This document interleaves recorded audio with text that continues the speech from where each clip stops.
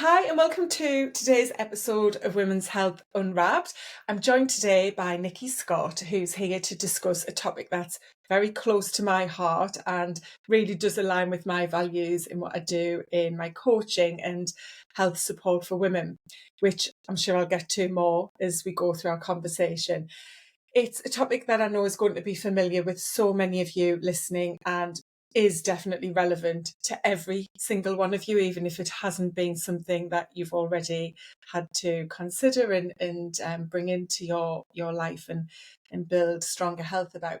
So regardless of gender as well, this topic is really relevant because it's something we should all be knowledgeable about and be building habits into our lifestyle for. But with that said, most of us, I think men and women, but especially men, don't actually appreciate what this is. And the topic is pelvic floor health. It's something that can be really life-changing for such a huge majority of women.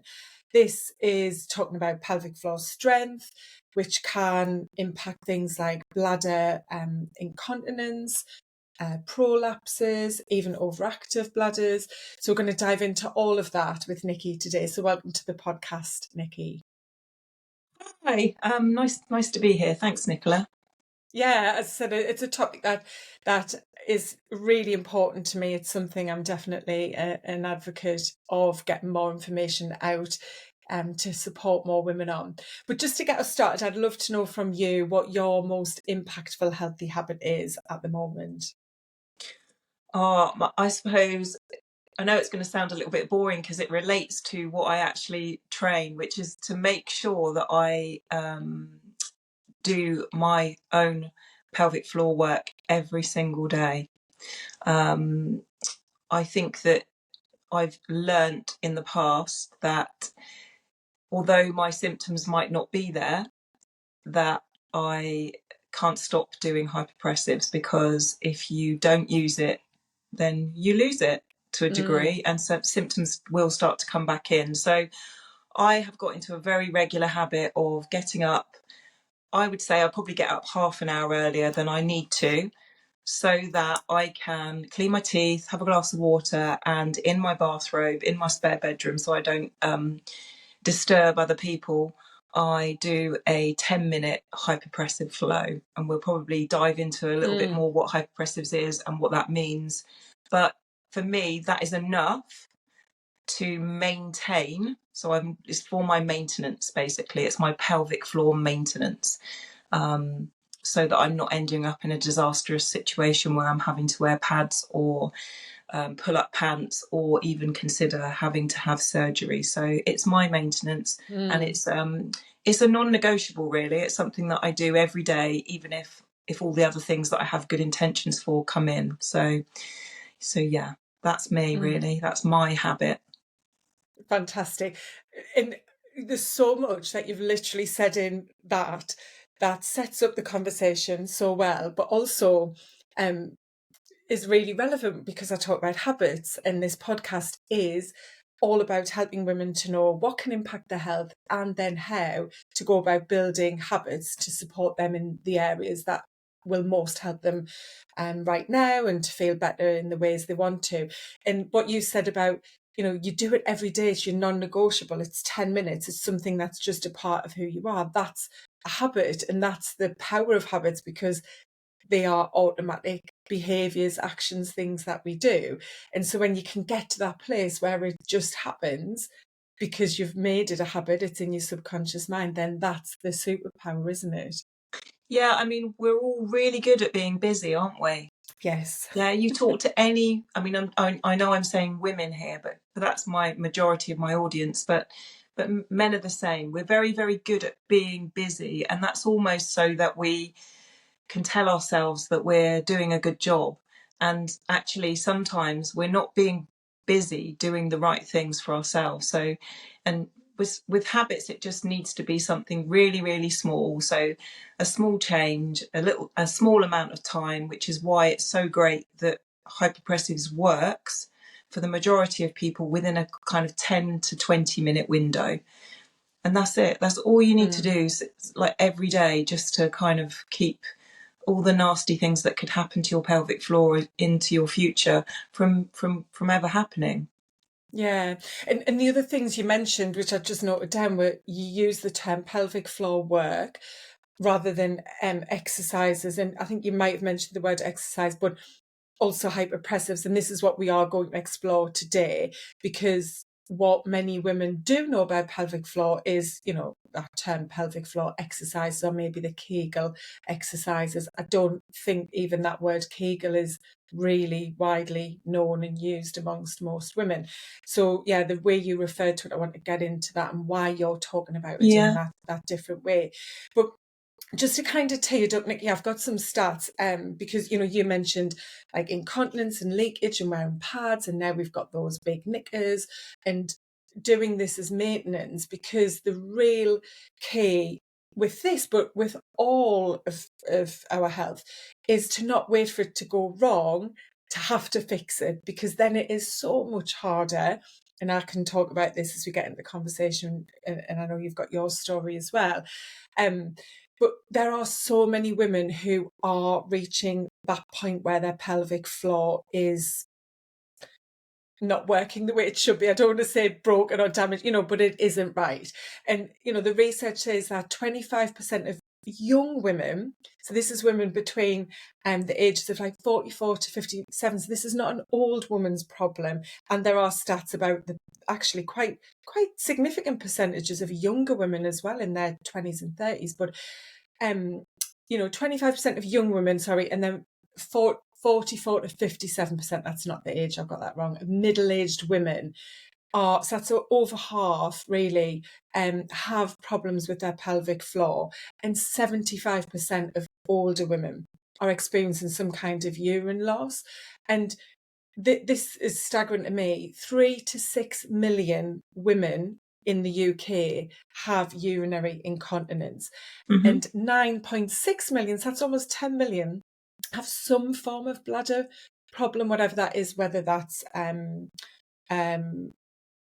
you know, needing to go to the toilet more, like an urgency frequency problem, or the leakage. So, you know, almost 10 million women, that's just staggering.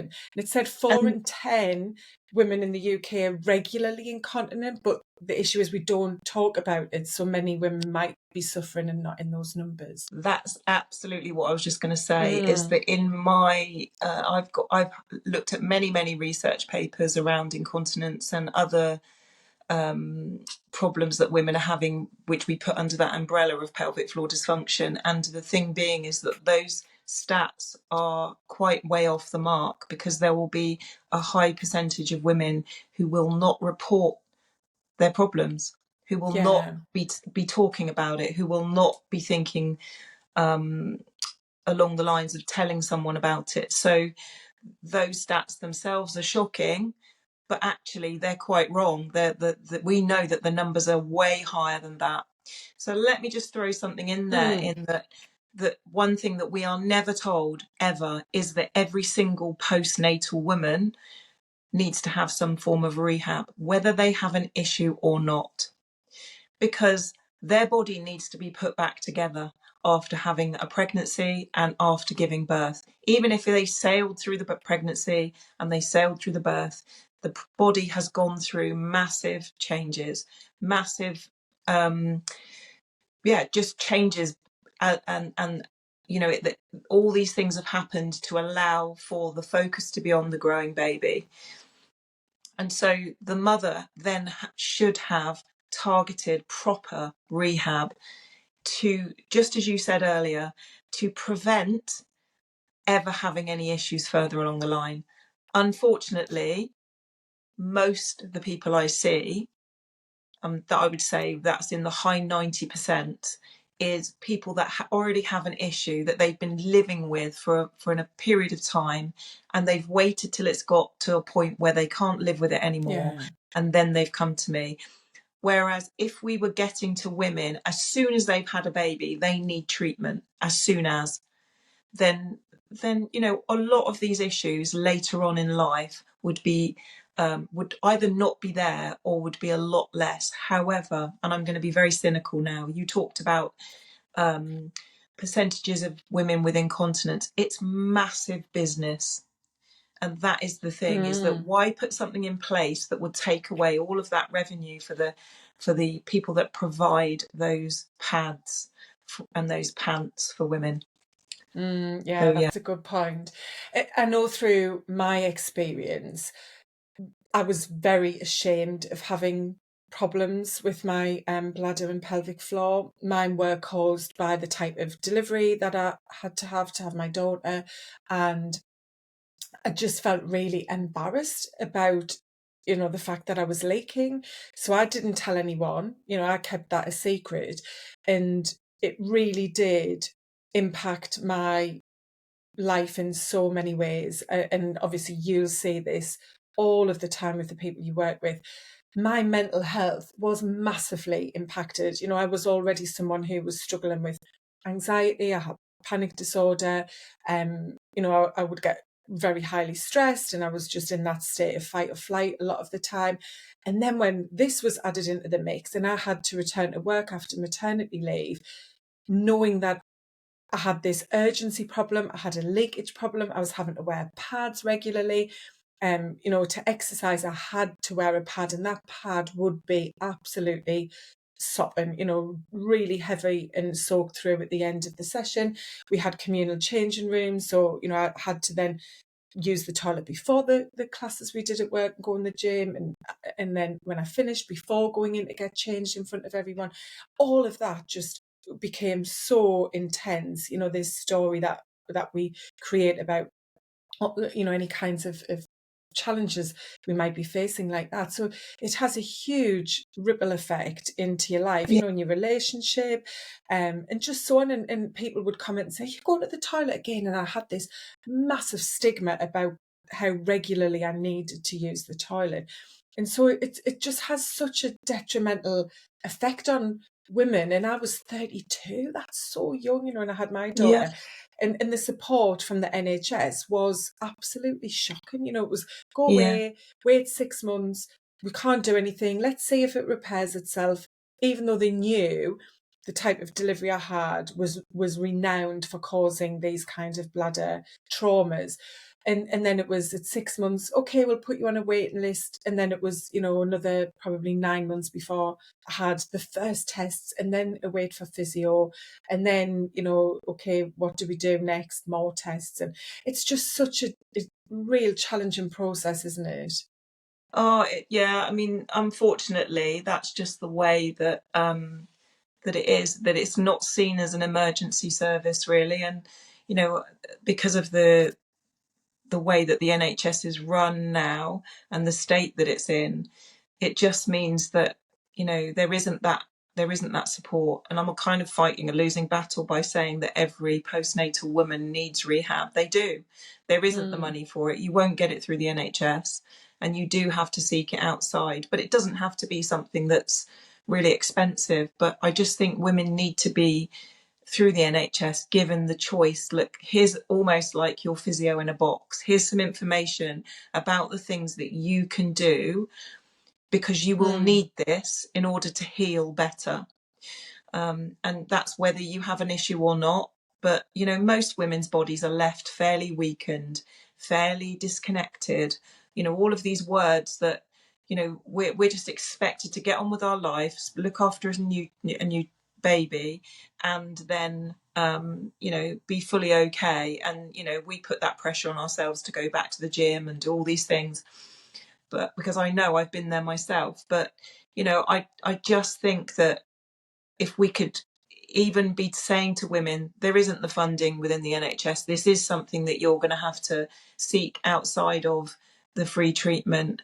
And or we just start to be telling our women's health physios and giving them other tools that they can give to women, because often I see women for which traditional treatment like Kegels just don't really work very well, and they're at their wits' end and they don't really know what to do, and they feel ashamed because they think, well, I haven't done them enough. Maybe I'm not doing them properly. They're blaming themselves for something that actually the treatment that's being given is probably not appropriate for what's going on with their body. And there needs to be kind of other things that are offered that we know will help. and I'm not just talking about what I provide, I'm talking about loads of different types of things that could all be given information about for people to be able to use. So yeah, there's lots of change needs to happen within the care of postnatal women that would really negate the problems that we're now seeing with women that are kind of my age or slightly younger going through the menopause. Because I know myself, I thought, I'm fit and healthy. I'm not going to get any symptoms. I'm just going to sail through this. My mum said to me she couldn't remember like having any symptoms, which was not very helpful because I'm sure she did, but she just forgot about it. And so, I just thought like, oh no, I'm going to be all right. And actually I wasn't. So menopause is a key time when if you've been living with little symptoms after having children, that they will get worse. Not they might get worse, 100% they're going to get worse because your body's changing, your hormones are changing, you're aging, and it's that aging process, which is why I'm always talking about future proofing yourself, because we don't think about it when we're 25, we don't think about it when we're 32, we don't think about it when we're in our 40s. It's only really as those hormonal changes start to happen and our skin is changing, our tissue's changing, everything's changing, and our problems that we may have had after having children start to get worse. And sorry to be the bearer of bad news, but if you don't do something about it, it's just going to get worse and worse and worse and worse. Because it's like a ticking time bomb. There's a dysfunction in the system, and that dysfunction needs to be addressed. And my key thing for anybody watching this is the younger that you get on top of this, the better, because your body has much better chance of healing, much better chance of recovering when your tissue is younger, before you're going through perimenopause or menopause. However, if you are at that stage, then there's still loads we can do to kind of prevent things from getting any worse.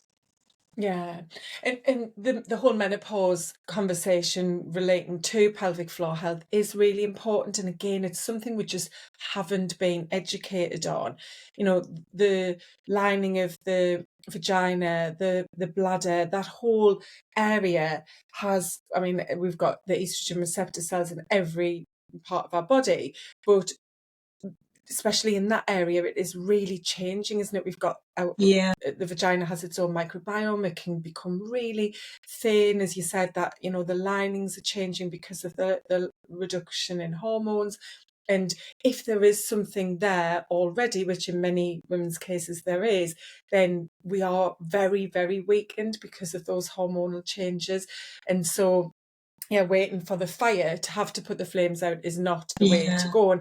But that's the same with women's health, full stop. That's my big mission, is to help women realise the value of their health.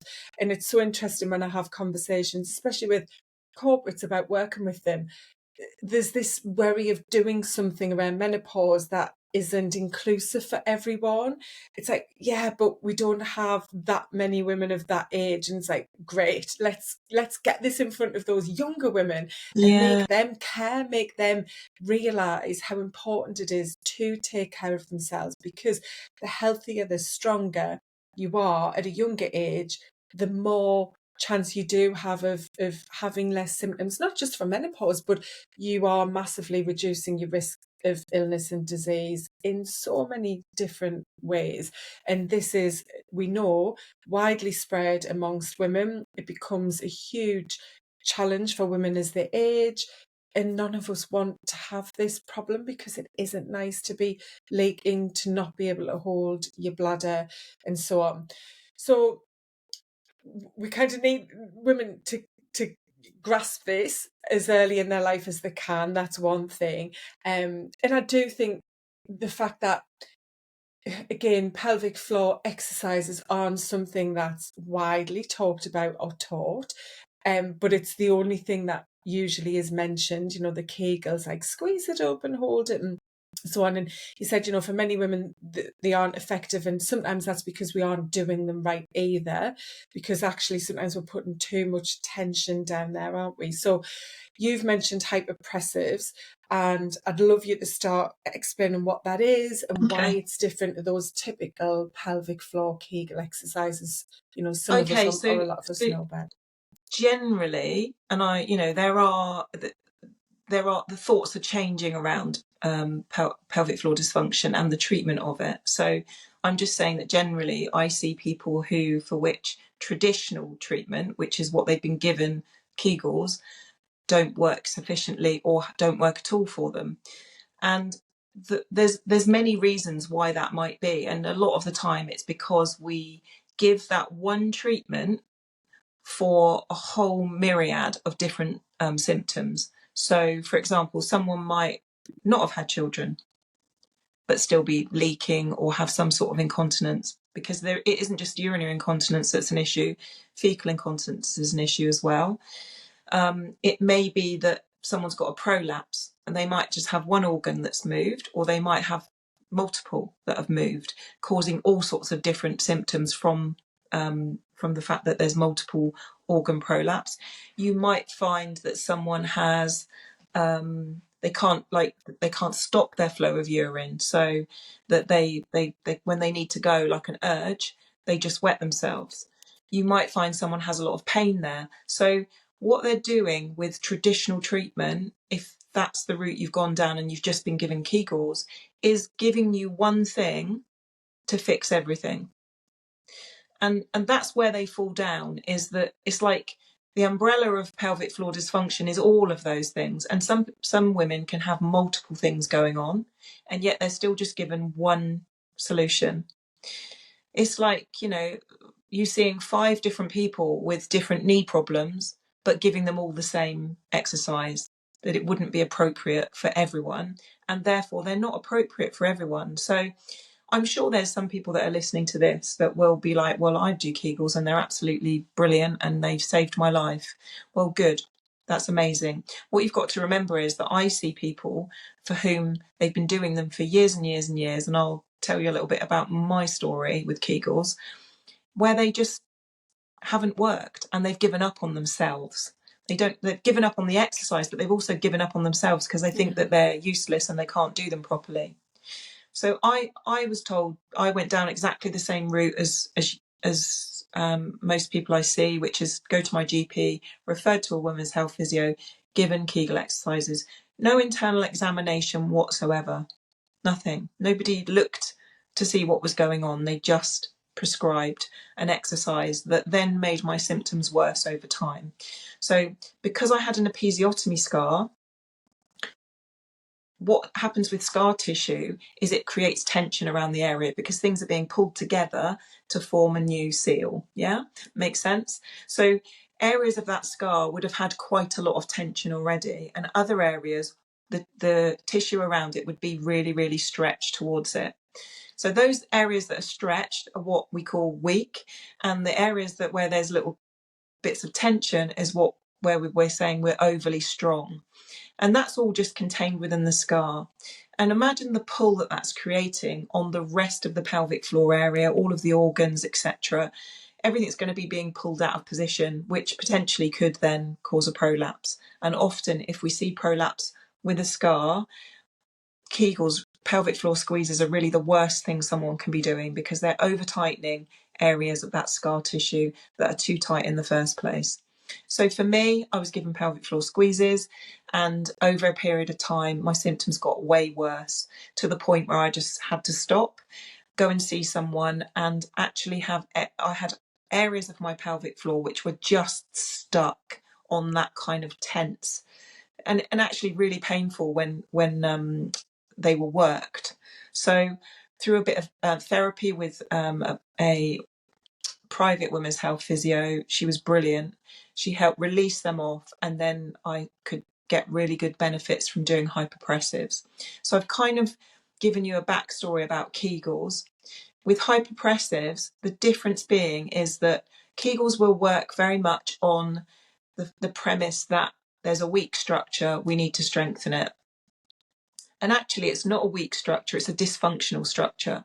So we need to create better function so that when we need it to relax, it can relax. When we need it to be strong, it can be strong. And you'll need it to be strong and functional and hold everything up when maybe you're doing exercise, or when you're sneezing or laughing or coughing, all of those things that we know create leakage. So Kegels will work very much on just one area of your body, the pelvic floor. Hypopressives works on everything. It's what we call a holistic, a whole body approach. So that is because everything in our body is connected. We shouldn't deal with it in separate parts. It's all connected in, which is why with scar tissue, it creates a pull around the pelvic floor area, it creates a pull around the pelvic organs, but it'll also have a knock-on effect around the hip joint, around going down into the legs, into the knees, into the feet. And we know that there's a fascia on the bottom of the foot that is deeply connected into our pelvic floor as well. So, working on the body as a whole is what hypopressives does best. So it will restore function between the pelvic floor and the diaphragm. Now, those two should be best friends. They should be talking to each other all the time, doing what each other does, in each other's pocket. They love each other. But through childbirth, through posture, through our jobs, through sitting too long, they become a bit disconnected. They're not talking so much. They don't pick up the phone. They're not answering their text. So we create that relationship again when we start to do hypopressives, because we're using a breath work. So we're getting that diaphragm to work to its maximum so that it can send those messages to the pelvic floor and get them working together. So diaphragm drops down, stretches across through the breath and works in this way, and so does the pelvic floor, because it mirrors what the diaphragm is doing. So in just doing better breathing, getting better at the lateral breathing that we use in hypopressives will start to improve the function of your pelvic floor. We also work very much on autonomic response from the muscles. So Kegels teach you to consciously contract. So when you're not consciously contracting, what's happening? Yeah. When you want your muscles to work and they didn't really even know that they needed to work, for example, a sneeze, if you sneeze, it takes you by surprise. You need that autonomic control. You need your muscles to jump in and work for you, because you can't, in that split second, get everything to contract together consciously. So there's some real key differences which get the body working in a much better way than Kegels do. Generally with medicine, they focus on the problem, where the pain is, where the issues are, and they focus in on that issue there and not everything that's connected into it. So we're not kind of given that bigger picture. The other great thing with hypopressives is that the postures that we use address other areas of tension within our body. So we talked about scar tissue tension. If you've got postural tension, where you're getting very rounded in your shoulders, your head drops forward, you're getting back pain, neck pain, shoulder pain, etc., it works on reversing that so that we can release tension that's in the anterior of our body and take that tension and put it into the posterior, which is where we have those muscles that stabilize us and hold us up. So yeah, it's quite a different concept because it works on all of you. So not only will you improve your symptoms, not only will you stand taller, you'll look better because it's improving all of your posture. You'll have less pain. It helps to reduce your waist size because it gets your core co-activating and working everything together. It's great for diastasis recovery. So if women postnatally have a very large abdominal separation, it's really good for bringing that back in and improving the tensile strength. So we don't end up with problems like back problems from diastasis issues. So yeah, sorry, I kind of went on a really long description there, but key differences are that Kegels work on conscious control, hypopressives works more on the autonomic. Yeah. So you've got the two together in your muscles, which will help make them function really well. Also, we work on that whole tension release and using that tension where it's needed. So yeah. Yeah. No, I love it. I think you've explained it so well, Oh, and good. it all completely makes sense to me. And yeah, maybe I've had a introduction to this already because of my own experience, and I've started hearing about this in just in little ways, in different forms. And then obviously I met you and wanted to explore it more. But that, I focus on that mind-body connection, because that was a big miss in my health story and journey, was I didn't connect it together. And you're right, our healthcare system, and the same in many other westernized countries, developed countries, is about fixing the problem, or trying to, but often that fix is the sticky plaster approach, isn't it? It's not Yeah, really getting to the root cause of why you have that problem. It's just fixing the symptom, so to speak.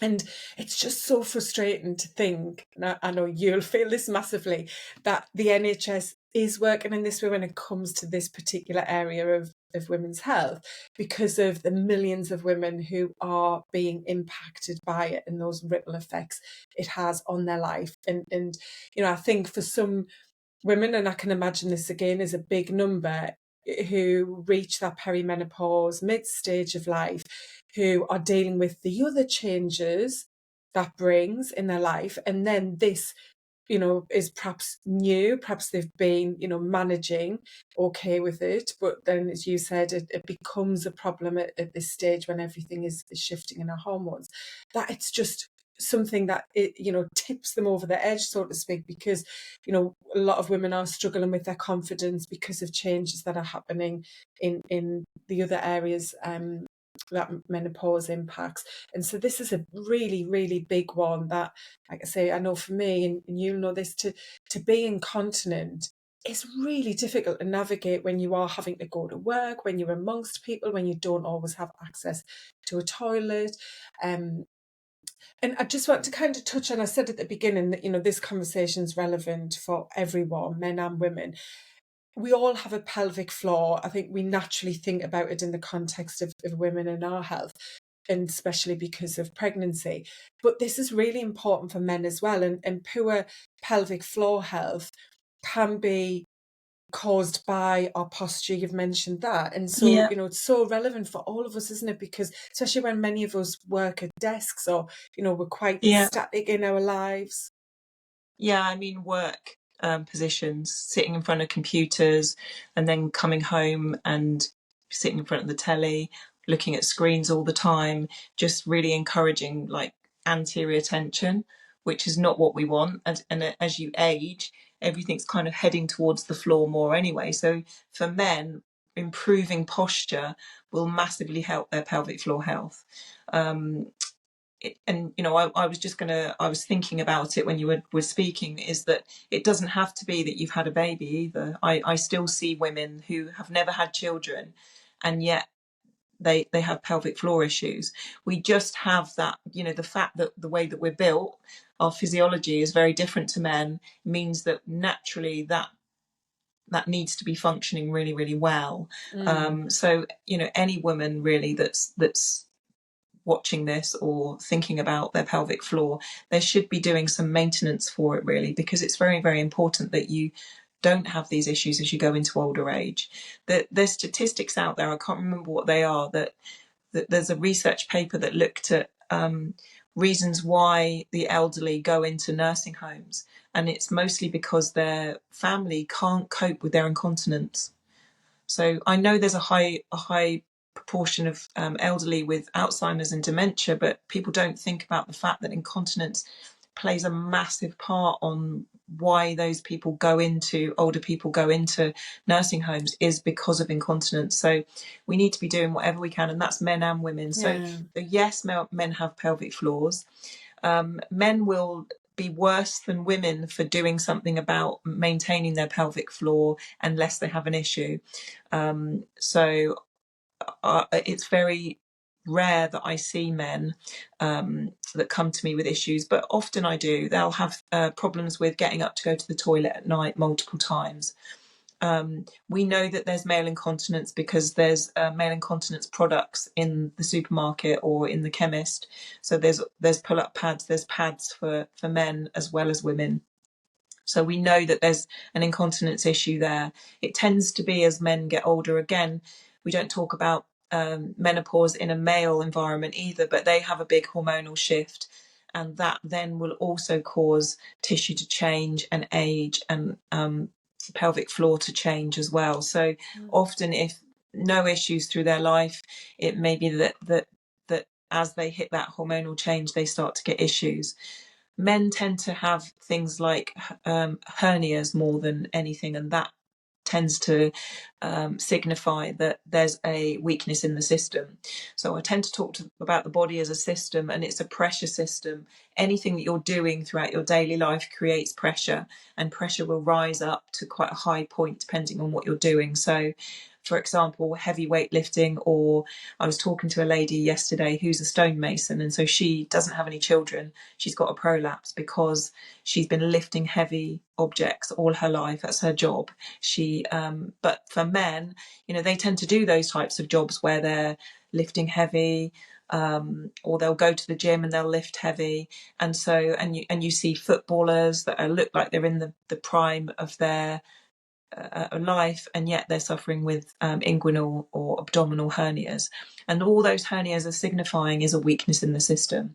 So the body can't handle that pressure that through the training, through their job, through whatever it is, and so it finds the weak spot, and the weak spot gets weaker and weaker and weaker, a bit like the pelvic floor.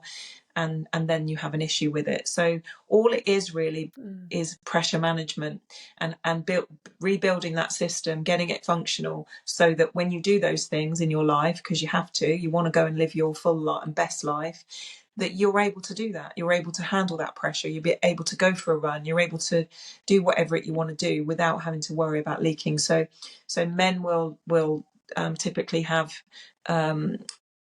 incontinence issues, getting up to go to the toilet at night, which obviously upsets their sleep, which then upsets their day, makes them more tired. Mentally, that's not great. And then hernias can be an issue, and will have to be operated on if they get really bad. So men don't escape from having pelvic floor issues or dysfunction that could be addressed through doing hypopressives. So it's not kind of gender specific. It's just that women tend to be the ones that have the issues just because of our physiology, or usually because of having children, because there's obviously a really high percentage of women that do have children. And a lot of women think that it's the birth that's the problem. Oh, don't worry, I didn't have a vaginal birth, I had a C-section. But it's actually the pregnancy. So pregnancy will cause your organs to prolapse. Every woman will have had a minor prolapse. The medical profession don't want to call it that, but your organs move out of position to make way for everything that's going on with your baby, or babies in my case. And so, because we're not told these bits of gold before we get pregnant, or whilst we're pregnant, we're going to have a pelvic organ prolapse, so we're going to need to do some rehab out the other side. We don't do anything about it. It's the same with abdominal separation. Every single pregnant woman will have had an abdominal separation. It's just how we go through that process of rehab and fixing it. And most women don't do anything because they don't know any different. Men actually can have abdominal separation as well. So if you know someone that has kind of like a beer belly, they've got that big tummy, and they've had it for a long time, and they lose weight, that will cause them to have a similar situation as a woman that's been pregnant and given birth. And men that have that, they have extra body fat, and it tends to be around the stomach, that will be stretching the rectus abdominis, and it will be causing a weakness through that center line. So they've got a higher likelihood of having something like an abdominal hernia because of that weakness there. So there's so much that hypopressives can really help with by just resetting the system, getting everything working better together, not just in one part, and and then setting you up for life. As I said, my habit at the beginning is a non-negotiable, because I know that although I don't have any symptoms now, I'm fairly symptomless, that it's keeping everything, preventing things from going downhill. Yeah. And I think, we've touched on the mind-body connection, and some of what you're explaining there is, again, just about this system that is our body. And I think for women, the pelvic floor really is thought of in that context of your bladder and the incontinence piece. but it is not just a hammock for our bladder and our bowel, but it's as you mentioned earlier, it's integral to the rest of our body, our upper body, the back, everything is Yeah. supported on the pelvic floor. You mentioned like hip, knee, foot problems. Yeah. I'm going to speak to you about this when we wrap up, because I've been having exactly this, and I'm thinking, this all makes sense. And I can't remember the name of the athlete I heard talking about this when I was at Nike. And this was the first time that I really started realizing that the pelvic floor is more than that hammock to hold the bladder and bowel, and for women our womb and so on. But they were talking about how it's very new again, the research and understanding of it all, but how athletes have to work on their pelvic floor, again, men and women, because it's the integral piece to their whole posture, which when you're an athlete and how you perform and how you move your body is absolutely key. So they were talking about that, and how the Kegels can actually be having a damaging effect or no Yeah. effect at all, like you've explained. So yeah, It's it's almost just like, really interesting. why would you over strengthen one particular area? You don't go to the gym and say to yourself, I'm just going to train shoulders. I'm just going to train shoulders. That's it. I'm just training shoulders forever. Every day I'm training shoulders. Because what would happen is there's so much tension would build up in your shoulders over time. They become so painful. They might look muscly and nice, but they wouldn't be functional. Yeah, you'd be like completely, you see these big bodybuilders, they've got amazing muscle tone, they look incredible, but they can't move properly. They can't do complex movements. Their joints don't move properly because there's so much tension there. And it's the same, why are we just working on one area of our body to create that tension, when for a lot of women that tension can be really unhelpful, especially if there's scars involved. I just don't think they're a really good idea. There's some good research. What I talk about with this whole body approach is called biotensegrity. So if anyone wants to look it up, biotensegrity is where it's like this web, everything is connected in together. So your skeletal system, your muscles, your fascia, your skin, it's all connected together. And it's important to understand that that's how the body works, to make you be able to move properly, and not thinking about everything in parts, and we'll just treat that bit. Let's have a look at everything it connects to. Diaphragm and pelvic floor, they are so deeply connected that just improving someone's lateral breathing can be a game changer.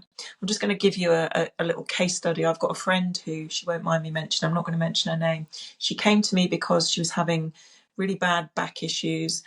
And she went to the doctor about her back, and the doctor had a look at her diastases, which was a surprise for me, and did a abdominal check and said she had a diastases, which would be contributing to her back issues. And so because she kind of associated that with having children, she came to me and asked me about it. And so I went through with her and gave her one session of hypopressives, gave her a course to follow. And I saw her again recently, and she said that because she's very busy and life got in the way, she was only really giving her time to doing the breathing. She hadn't been doing the breathing within the postures, but still she has no problems now. And yet, so that's so simple for her to have that fix. I would always recommend that you do the postures, and she's a dental nurse, so she's not in the greatest positions, so everything will improve so much more if she improved her posture as well. But just by doing one small part, making it a regular habit every day, has had a profound effect on her. She's not got back problems. She's her abdominal separation has healed, and she's good to go. So even just using it in parts is very powerful. So yeah. And when we know how widespread back pain is, I did an episode on this a couple of months ago, and it's the leading cause of disability worldwide. Again, it massively ramps up in midlife and beyond, and I think it affects around 85% of people in Europe and the USA. And yeah, it's just thinking, well, is the cause of back pain, because for most people they never really get to the root cause of it. But as you're saying, there's this web, we are so interlinked, and we have Yeah. to look at ourselves holistically. So just kind of to wrap us up, to summarize, hypopressives are a combination of these postural movements with breath work. I loved what you said about how these exercises themselves can impact so many other parts of our health and well-being. Yeah. I imagine the breath work is Wow. almost Yeah. meditative, like we know now how much breath work and just pausing to breathe, because again, many of us aren't breathing the way we're designed to breathe as humans. That's a problem. No, So it's you're all adding value, isn't it? It is. I mean, your diaphragm, it has the heart has links into the diaphragm. So every time you do a really lovely lateral breath, it's increasing the pump on the heart because it pulls down on the heart, and it's almost like kind of massaging it and increasing that pump. So we're improving our heart just by doing that deep breath. And then because of the connections through the heart, that's then pulling down on the back of the brain. So we get this wash of cerebral fluid over the brain and that feel good factor. So, that's just me saying it very basically, but you can see videos where I've got a really great video that someone shared with me that shows the way that the heart pulls down as the diaphragm drops down and stretches, because everything's connected. Yeah. So like breathing is so important for mental health, anxiety, for anything. Like with anxiety, often you'll find there's a breathing disorder where someone finds it hard to catch their breath, they have panic attacks. Learning to do that diaphragmatic breathing is really going to help that, because it just helps to open everything up, get that effect over the brain as well, and help calm everything down. So, it's so important, breath work. It's so underrated, really. And like I say, my friend had really good results just from doing the breath work without the postures. So whatever you've got time for within, when you're learning hyperpressives, whatever you can fit into your day is going to be beneficial. So if you think 5 minutes, 2 minutes, 3 minutes won't be enough, then you're wrong. Yeah, something's better than nothing. So Absolutely. to get someone started on this, who's listening thinking, maybe it's preventative, or maybe they do have a problem right now, but to build generally stronger pelvic floor health, what would be 3 simple steps someone can take to start building a habit to do? So, and I know they maybe need to look, which will come on to where Yeah, they I can mean, find more you want to information. get proper instruction on it. So Mm-hmm. I obviously offer online courses, which give you some really good short videos that you can do every day to build your practice. Because again, it's like anything. You don't just say, "Oh, I'm going to start to learn to play the piano," and suddenly you can play it. You have to build up that practice, and the more practice, a bit like driving, the more practice you do, eventually it becomes very automatic, doesn't it? You don't even think about driving now. Whereas with this, it's the same. I think people look at it and think, "Oh, I need to speed learn that," but you wouldn't speed learn driving. You wouldn't speed learn playing the piano. You have to go through a process. So you have to go through that process of learning. Yeah. I think that what I would say to people, if they're doing pelvic floor squeezes and they've got a prolapse and they've got scars, then you've just got to let go of your pelvic floor squeezes and not do them, because the potential is there for them to create more problems. So learning to breathe better, letting go of that kind of gripping and squeezing. And then also, if you do have scars, it's actually worth doing a little bit of scar massage. So your perineal scars are very you're not having to go in too deep. There are some great videos on YouTube from Anna Crowell, who's a really good women's health physio. She's done some videos about scar release massage. So if you do feel that would be beneficial, and I would say it's beneficial to most women who haven't actually massaged their scars, whether they're C-section or perineal. So those 3 things really is to stop gripping and squeezing, learn how to breathe properly, do your hypopressives, and look at your scars, because your scars will be having an impact to your symptoms. Yeah, brilliant. How do you spell Anna's surname? Crowle. Oh, brilliant. Yeah, and I can get a link and pop that in the Yeah, notes as I well. can And find I'll, a video. I share it yeah, a lot with clients. But that would be fantastic. Mm-hmm. she's really helpful with kind of how she explains it. It makes it very easy for you to be able to do it yourself. So, and obviously she's using a silicon model to show you how to do it, not a real life person. Mm. And Nikki, you've got a free ebook as well that I can pop the Yes, link in, which I definitely encourage. I'm going to get it myself, but definitely encourage everyone to click on and get to start learning. As you said, that's a understanding. part, Yeah, I yeah, think to it's understand, to learn. understanding really. It's Right. That's what's quite nice is the books gives you a little bit more in depth about you starting to think about your body as a whole. And then obviously if people want to come and learn some hypopressives, I've got many ways that they can learn it. So either online, I've got a 60-day beginners course, which is really nicely paced with short videos and workbooks. And you a full 60 days to kind of learn it all. If you wanted to do it more one-to-one with me, then I work on Zoom or I work in person. So it's really up to people. I don't really recommend, or I don't like personally teaching it in classes because you really don't have a good idea of what's going on with every single person. So I tend to teach it more one-to-one or more through that online portal with support. Mm-hmm. Oh, fantastic. Yeah. So it's been really good chat. We could chat forever. I can't believe We how could. fast the time's gone, actually.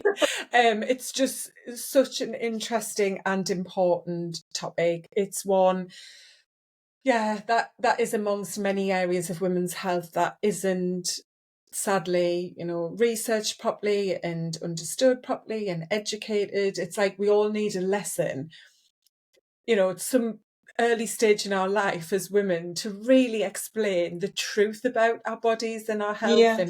and so on, isn't it? As you were talking earlier, I was thinking, yeah, we need this lesson, not because you're about to get pregnant or you are pregnant, but I think just for all women, full stop, because there's so much like this area that we really do need to be better informed about so that we can choose to protect our health, and Yeah. this all adds to our longevity as well, and health span, which is so important for me. And my focus is I don't want women to have a long life without good health, because we don't want to end up in a caring home. I've seen that with family members. None of us want to be helped to the toilet and have to be washed and so on. And incontinence is just such a, yeah, such a challenging health problem to have at any age. I Yeah. know my nana, when she had it, she knew what was happening. She still had a cognitive function about her, and she was just embarrassed about it, even in her 80s. To have to be in Oh, a it's home, awful. and yeah, it is. It's just awful, and it restricts your life in so many ways. And so, yeah, I really hope that you listening, and nodding along and thinking, yeah, this is one area that has to be a priority. It is a big, big piece of being able to live a long, full, joyful life. So yeah, Yeah. really appreciate your time. Thanks, Thank you Nikki. so much for inviting me. It's great to talk to you. Yeah. And where would be the best place for someone to connect with you? Is it on LinkedIn or Instagram? Yeah, I'm at UK Hypopressives on Instagram. I'm actually running a competition at the moment if people are interested in winning a 5-session package. There's just a few little things you have to do, which is not anything difficult, just sharing and tagging a few friends in that you think also might like it. So look out for that post. I can share the link to that post if you want to. But Instagram, Facebook at UK Hypopressives. I'm on LinkedIn. Yeah, I'm on most of the socials, but those are the 3 main ones. Great. Yeah. So check out all of Nikki's info and download the free ebook as well to get you Absolutely. started. Yeah. Thank Brilliant. you. Thank you. Thank you.